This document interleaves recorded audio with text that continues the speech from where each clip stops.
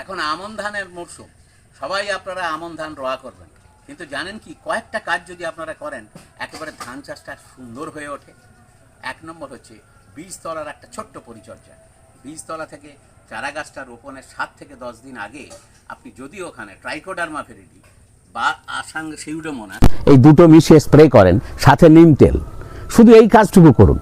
Trichoderma viride, pseudomonas, তার সঙ্গে নিম তেল, এটা দিয়ে যদি স্প্রে করেন 7 দিন আগে এবং তুলে নিয়ে আবার 7 দিন বাদে একই জিনিস করেন, এবং জমির আলে যদি আপনি 12 হাত অন্তরা আকন্দ গাছ লাগিয়ে দেন, 12 হাত অন্তরা আকন্দ গাছ লাগিয়ে দেন এবং তার মাঝে একটা করে যদি ক্যাস্টর বা রেডি লাগিয়ে দেন, তাহলে পাতা মোড়া পোকা এবং ধানের আরও 3-4টে পোকা আদৌ লাগে না।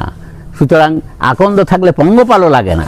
অর্থাৎ এই কটা কাজ যদি আপনি করেন, আলে ছোট্ট ছোট্ট গাছ লাগানো এবং ঠিক তারপরে রোয়ার 7 দিন পরে যদি একই ওষুধ আবার দেন, ট্রাইকোডার্মা, সিউডোমোনাস, নিম তেল, এটা যদি দেন, তাহলে দেখা যাবে আপনার রোগ পোকা অন্তত 50% আপনি কমিয়ে এনেছেন।